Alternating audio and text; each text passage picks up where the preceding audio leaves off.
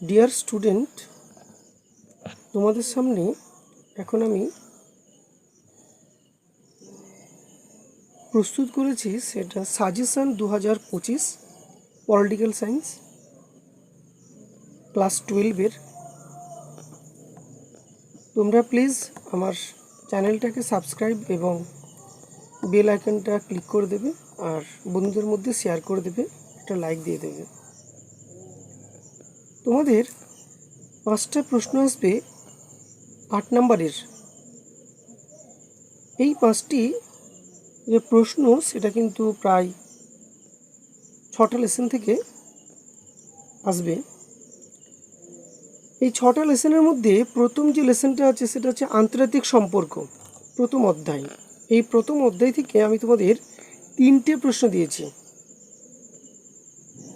এই 3টে প্রশ্ন তোমরা যদি করে যাও, অবশ্যই তোমরা যে কোনো 2টো প্রশ্ন পাবে, অথবা দিয়ে অথবা একটাও তোমরা কিন্তু পেতে পারো।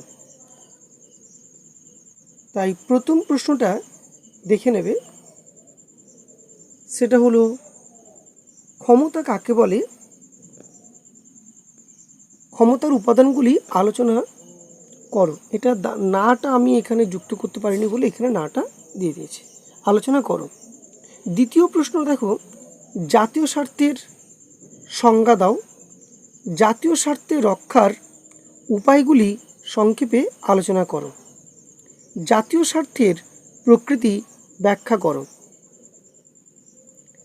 তৃতীয় প্রশ্ন দেখো, বিশ্বায়ন কাকে বলে, বিশ্বায়নের প্রকৃতি আলোচনা করো এবং এর বিভিন্ন রূপ পর্যালোচনা করো।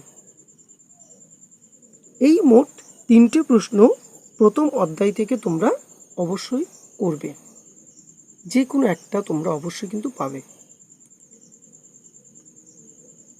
দ্বিতীয় যে চ্যাপ্টারটা আমি আলোচনা করব সেটা হচ্ছে 5 নম্বর অধ্যায়।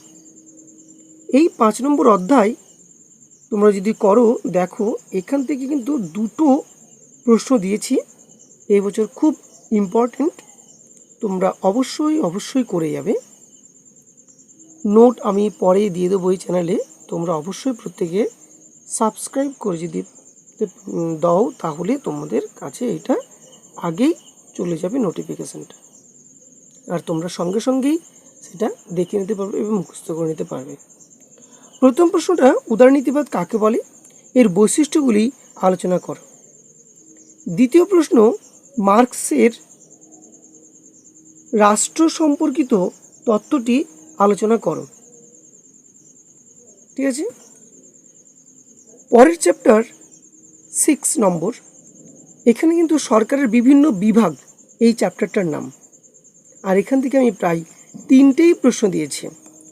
1 নম্বর হচ্ছে বিচার বিভাগীয় সমীক্ষা বলতে কি বোঝো, অথবা বিচার বিভাগের স্বাধীনতা কিভাবে সংরক্ষিত হয় তা ব্যাখ্যা করো।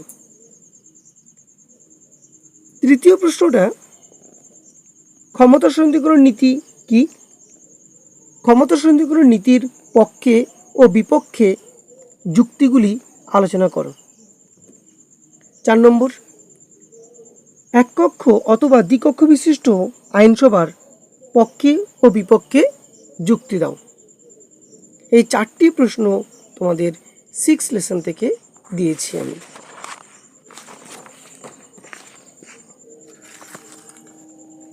পরেরটা, ভারতের শাসন বিভাগ, 7 নম্বর চ্যাপ্টার। এখান থেকে মোট 2টো প্রশ্ন দিয়েছি। এই 2টো প্রশ্নের মধ্যে 1 নম্বর হলো ভারতের মুখ্যমন্ত্রীর ক্ষমতা ও পদমর্যাদা আলোচনা করো। দ্বিতীয়, ভারতের রাষ্ট্রপতির ক্ষমতা ও পদমর্যাদা আলোচনা করো। এই 2টো যদি করো, এই 2টো থেকে একটা তোমাদের অবশ্যই পেয়ে যাবে ফাইনালে। তারপর দেখো 8 নম্বর চ্যাপ্টার, ভারতের আইন বিভাগ।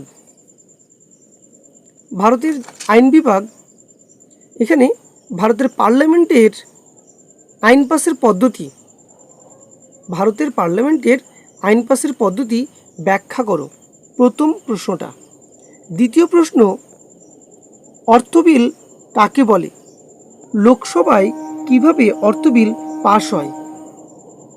পার্লামেন্ট বিল পাসের পদ্ধতি আলোচনা করো।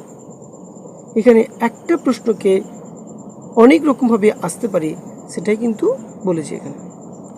3 নম্বর, ভারতীয় পার্লামেন্টের ক্ষমতা ও কার্যাবলী আলোচনা করো। 4 নম্বর, পশ্চিমবঙ্গের বিধানসভায় অধ্যক্ষের ভূমিকা আলোচনা করো। ঠিক আছে, পরের অধ্যায় 9 নম্বর, ভারতের বিচার বিভাগ। এখান থেকে তোমাদের 4টি প্রশ্ন দিয়েছে। তাহলে 1 নম্বর হলো ভারতের সুপ্রিম কোর্টের গঠন ও কার্যাবলী আলোচনা করো। দ্বিতীয়, ভারতের বিচার ব্যবস্থার বৈশিষ্ট্য লেখো। তৃতীয়, ক্রেতা সুরক্ষা আদালত সম্বন্ধে একটি টিকা লেখো। 4 নম্বর, ভারতের লোক আদালতের গঠন, ক্ষমতা ও কার্যাবলী আলোচনা করো। এই মোট তোমাদের 1, 2, 3 আর দিকে 4, 5, 6, এই 6 অধ্যায় থেকে মোট তোমাদের লং কোশ্চেন আসবে মাত্র 5টা। তাহলে বুঝতে পেরেছো যে প্রতিটা চ্যাপ্টার থেকে কিন্তু প্রশ্ন আসবে, অথবা দিয়েও কিন্তু দেবে। সুতরাং তোমরা যদি প্রত্যেকে যদি করে নিতে পারো, তাহলে তোমরা অবশ্যই 90 অ্যাভাব নাম্বার পাবে। আর এটা পেতে গেলে তোমরা অবশ্যই আমার চ্যানেল সাবস্ক্রাইব করবে, বেল আইকনটা ক্লিক করবে, আর সব বন্ধুদের মধ্যে শেয়ার করে দেবে। ওকে।